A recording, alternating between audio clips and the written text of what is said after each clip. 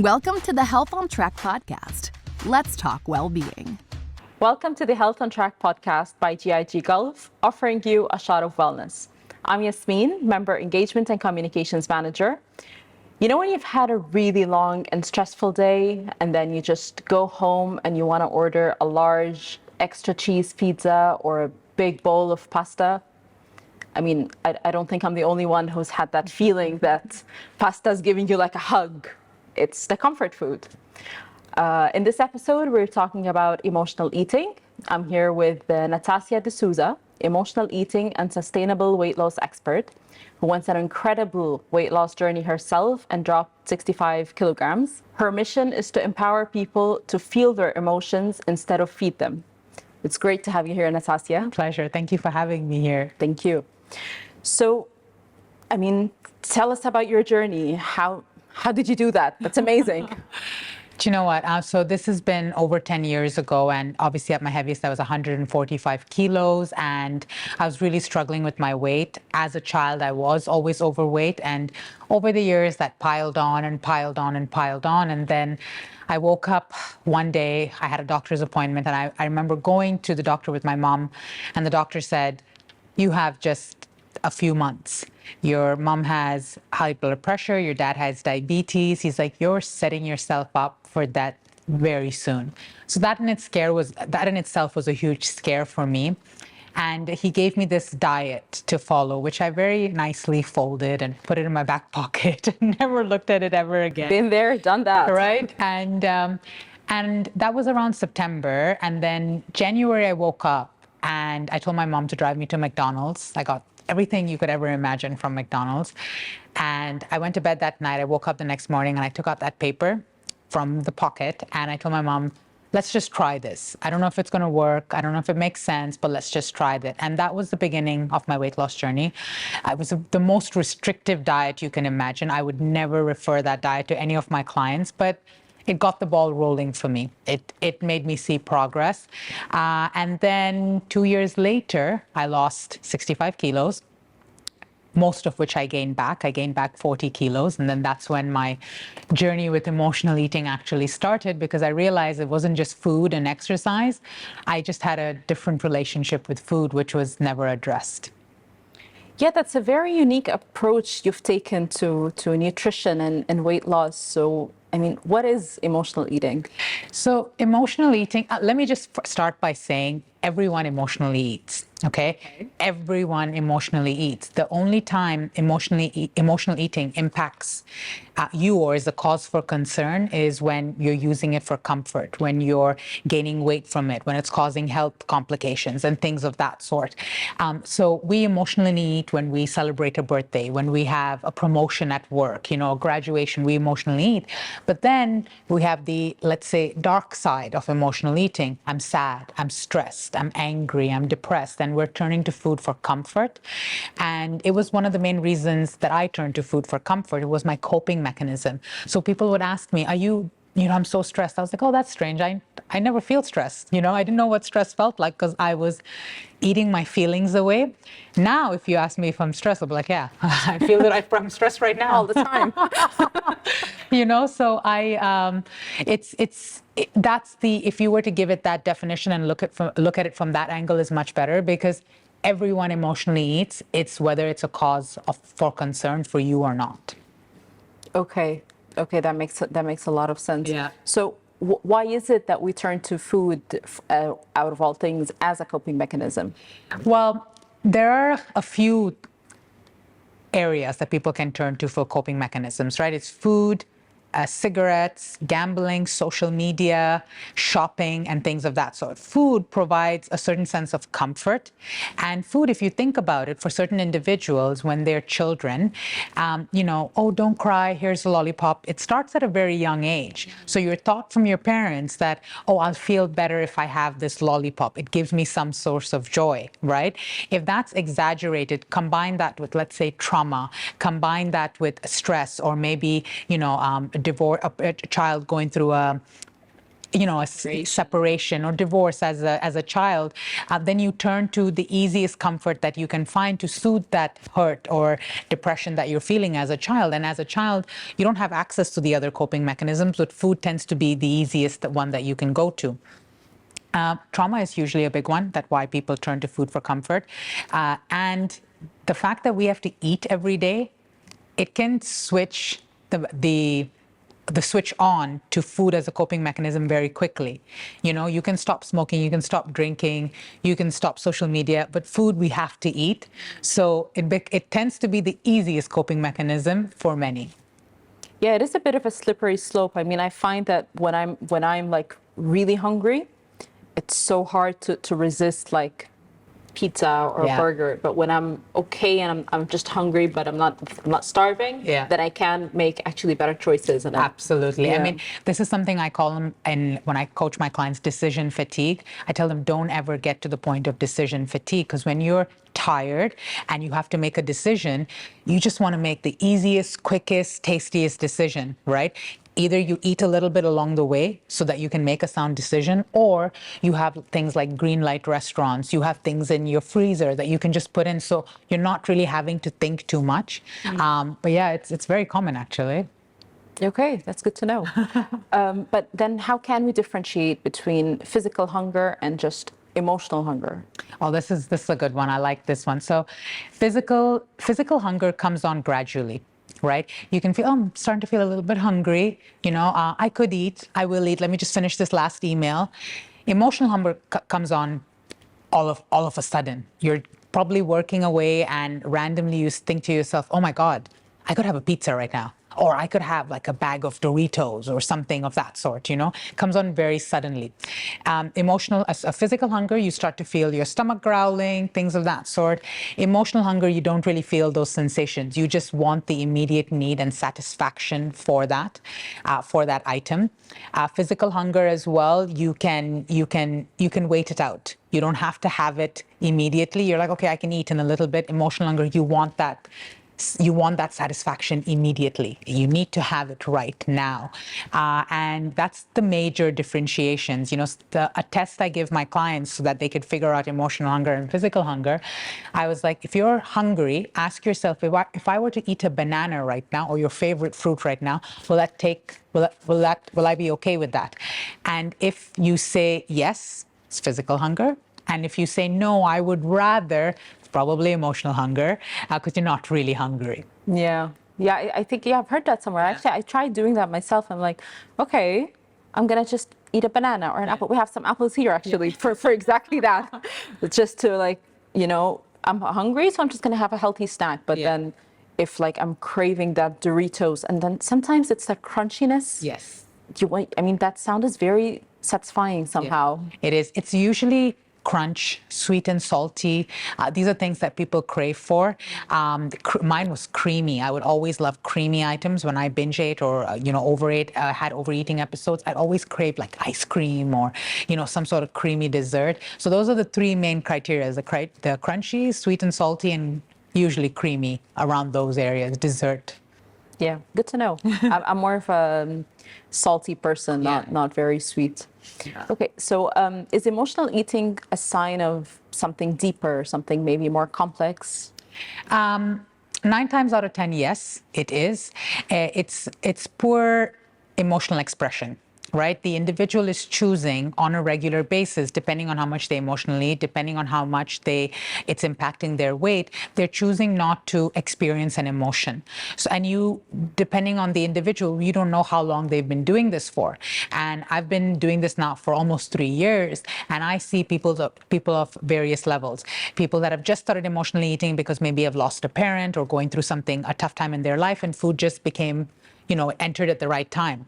Some individuals, as we mentioned earlier, have going through trauma as a child, and food was always a sense of comfort, a best friend, and that has then prolonged over time. So they really have poor emotional expression, and it affects their self-esteem, it affects their confidence, their body confidence, it affects how they view themselves in the world today. So when we're actually dealing with someone being overweight or dealing with how much they eat. It's actually a deeper rooted issue that we're looking at, right? We have to now look at their self-worth, their self-esteem, their body confidence, and things of that sort. Because once we can untangle that and they can view themselves in a positive light in that manner, then that attachment to food diminishes slowly. It doesn't go away completely, but it diminishes slowly, and they know how to handle it because now you've increased their self-worth, you've increased their ability to express their emotions.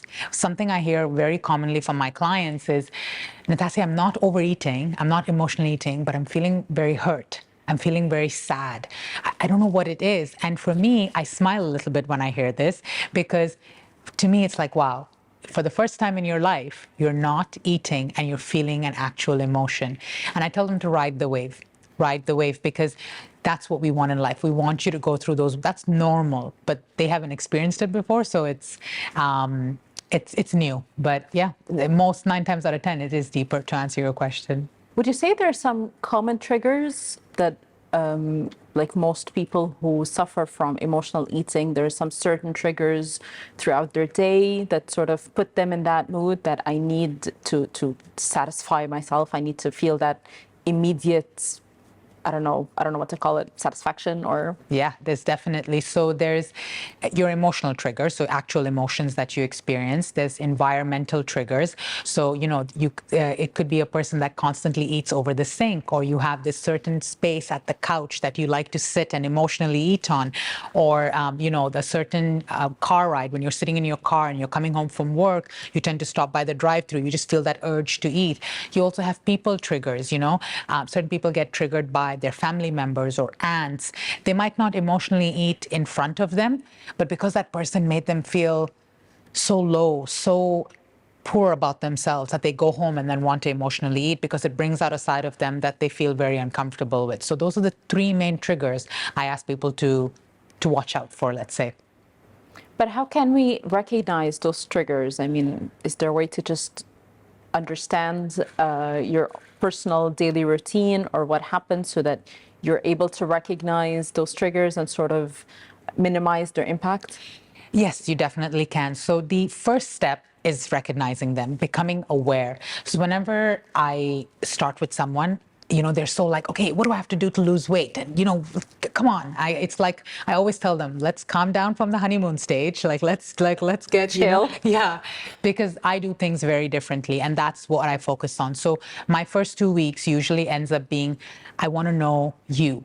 I want to know the dirty, raw side, the things that you're doing under the sink, the things you're doing when your husband's asleep. Like, what are you doing that's causing you to go to food for comfort, And so it's just awareness. So bringing awareness. So what I usually tend to do is, and people at home can do this as well, is take a time log and log out everything you eat. This is not for the calories or how much you're eating, but this is what am I eating, when am I eating, and how am I feeling when I eat it.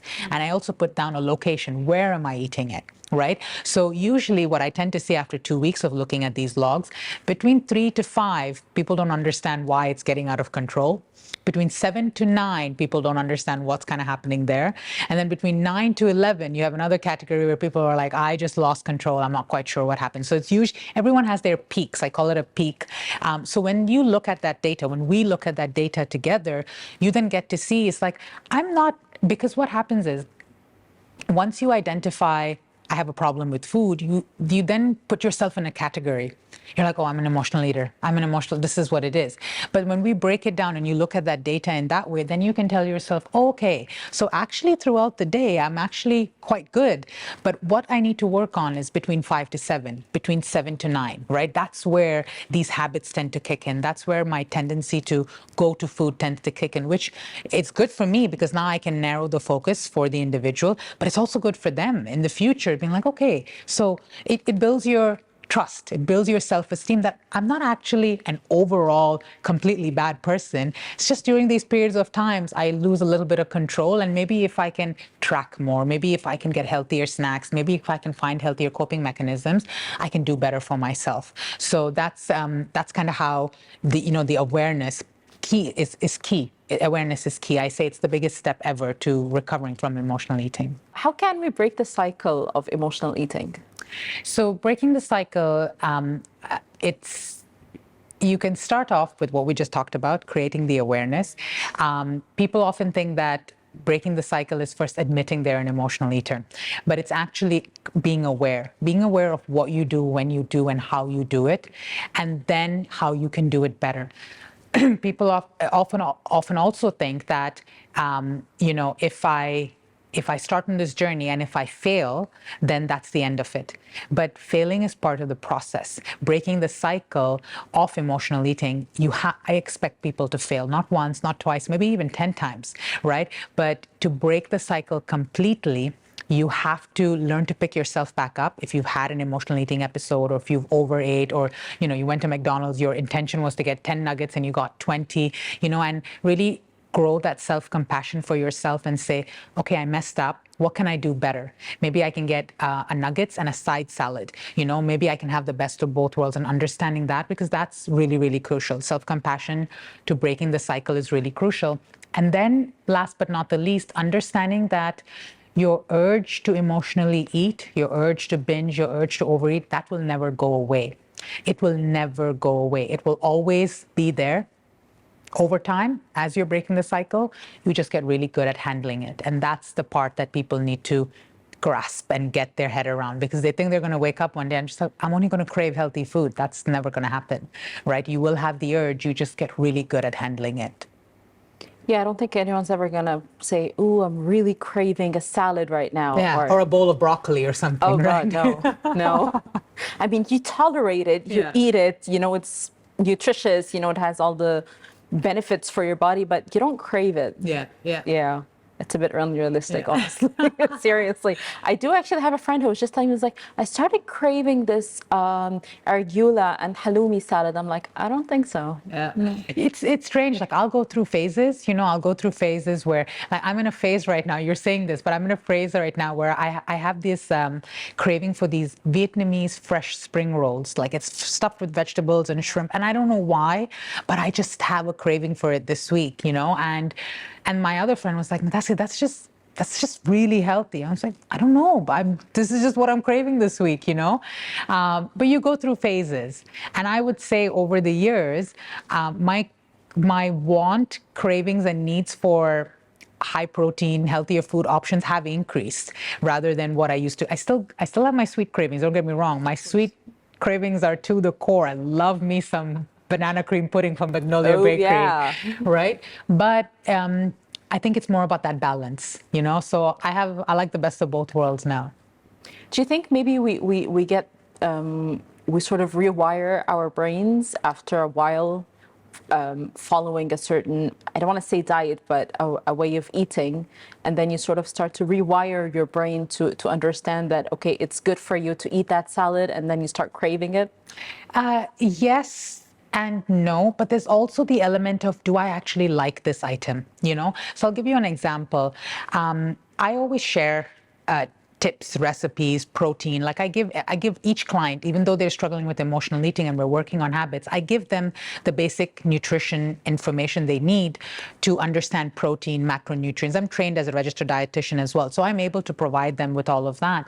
But it's also the question of, is it sustainable for you in the long term? If I'm telling you asparagus is good for you, but you don't even like asparagus, then what's the point? Yeah, I'm not eating that. Right? But if you don't like asparagus, then what else? Because if we look at emotional eating aside and we look at health benefits and a longevity, life longevity, weight loss and things of that sort, there are certain factors. There is protein that needs to be considered. There is, fiber that needs to get considered. There are factors that need to get considered. But what about it do you like?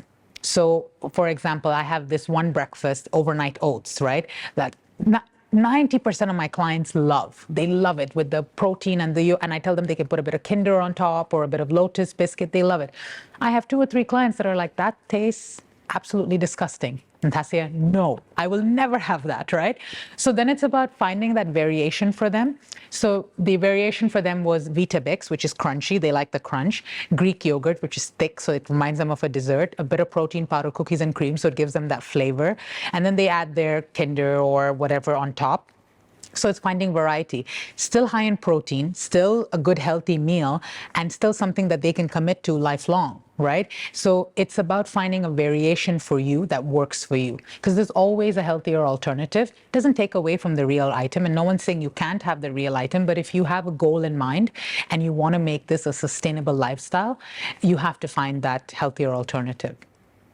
You know, you said overnight oats, and I was like, no. And then you said Kinder and Lotus. I'm like, okay, Yeah. I can do that. Yeah. Every recipe that I share with the client has an element that I have very sneakily,